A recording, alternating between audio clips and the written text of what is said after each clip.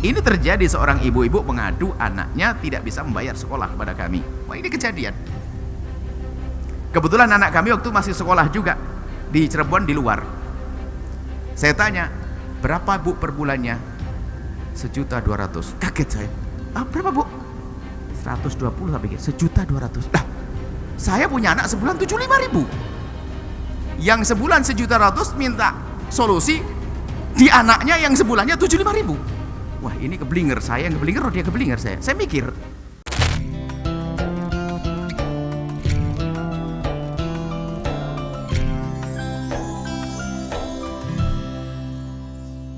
Sarung mangga, sarung kebanggaan kita. Bangga bersarung mangga. masalah pendidikan memang Anda wajib menyekolahkan anak Anda. Cuman yang nggak benar adalah Anda memaksakan menyekolahkan di tempat itu. Yang wajib Anda mengajari anak Anda, kan begitu. Tapi Anda tidak wajib harus menyekolahkan anak Anda di tempat itu. Sesuai dengan kemampuan Anda. Jangan beralasan, ini kan wajib, yang penting saya masukkan. Loh, itu kan ada manajemennya, ada aturannya, biaya yang mahal. Ya jangan masukkan anak Anda ke biaya yang mahal. Tapi kan pengen sukses. Mulai kapan sukses harus pakai biaya mahal? Ini ada orang-orang sukses sekolahnya SD-nya gratis, dulu nggak pakai sepatu, saking fakir, bukunya pun adalah nusuri apa? Milik kakaknya pakai adiknya, begitu kan biasa begitu. Nah, bukunya temennya, biku pinjem, sukses, orang hebat kok. Sekolahnya bukan sekolah terkenal kok. Mulai kapan menjadi sekolah terkenal? Belajar agama harus di pondok ini itu dan sebagainya. Mulai kapan? Kadang-kadang kita itu telah salah cara berpikir. Harus, tapi mungkin maksud dia itu Anda sudah benar memasukkan Anda ke sebuah tempat yang Anda duga. Tentunya waktu Anda memasukkan anak Anda ke tempat tersebut ada hitungan. Kalau misalnya ada orang masukkan anaknya 1 bulan $1.500. Nah, kalau kami punya anak kayaknya enggak deh, ngapain saya masukkan situ kok repot, mungkin nih hidup. Ya, saya enggak akan masukkan situ, saya berhitung dong. Gaji saya berapa? Berhitung, kalau saya paksain alasannya Pak, ini kan demi keselamatan anak saya. Ini adalah tawakal yang ngaco tadi itu. Harus punya perhitungan dong. Saya punya pemasukan begini, saya masukkan tempat ini. Yang menjadikan sukses siapa? Allah. Tugas kita adalah membiayai anak kita, ngurusi anak kita, itu yang menjadikan sampai adalah Allah. Nah, kemudian jika terjadi seperti tadi benarnya, kok 4 bulan, berarti sepertinya dia sudah masukkan anaknya ke dalam perhitungan yang benar. Menurut dia adalah saya mampu membayari anak saya di sekolah saya, oke, saya masukkan di situ. Saya mampu biar. Ternyata namanya hidup, ada saat lancar, ada saat tersendat, bahkan ada saat macet beneran. Ini bagaimana? Nah, Anda bisa berdiskusi.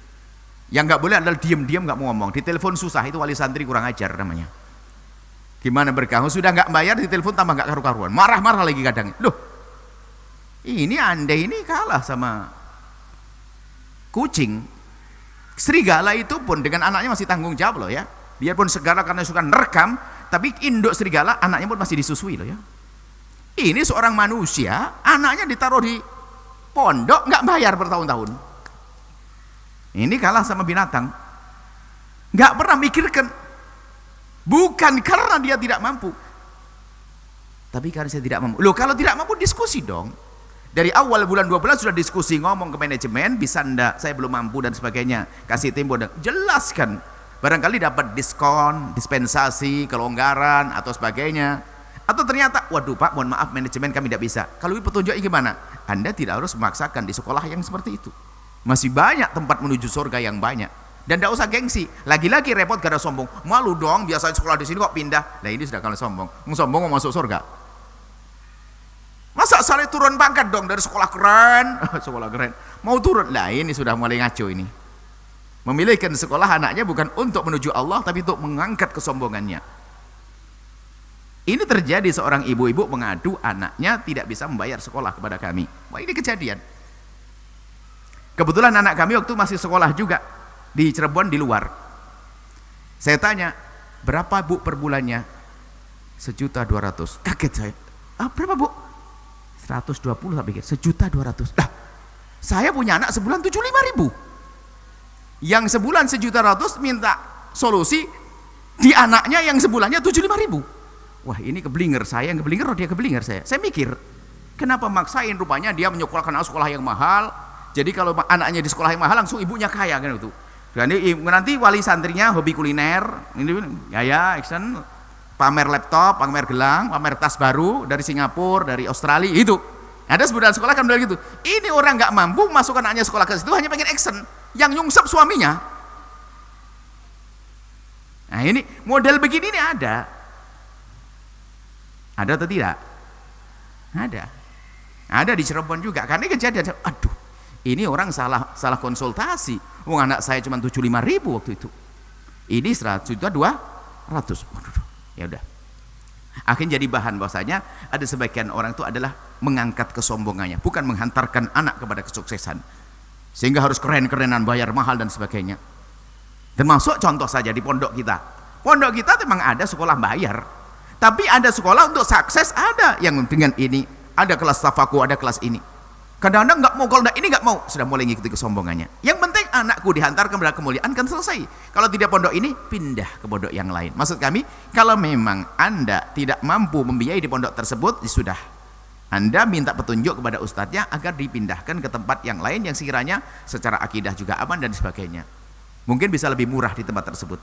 Mungkin ada yang lebih dapat rekomendasi dari ustadz tersebut. Seorang kiai pasti berikan solusi. Kalau itu di pondok. Nggak mungkin dibuang begitu saja.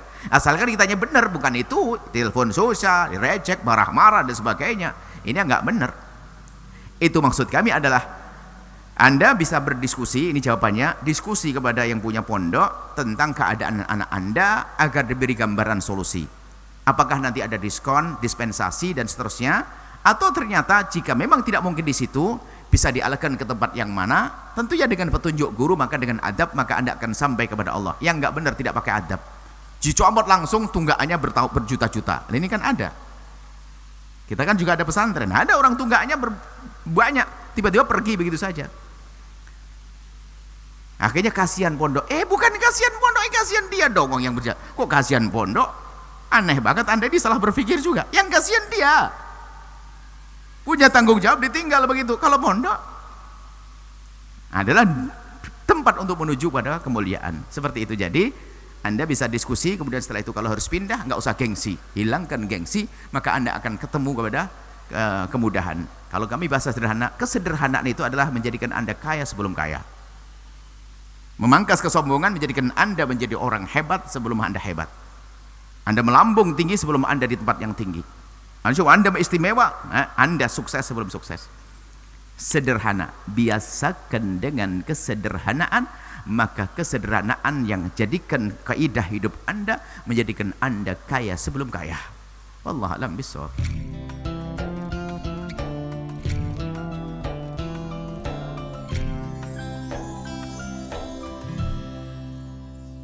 Sahabat Al-Bahjah TV, setelah menyaksikan video ini, jangan lupa bersolawat kepada baginda Nabi Muhammad. Shollu ala Nabi Muhammad. Allahumma sholli alaihi wa ala alihi wa sahbihi.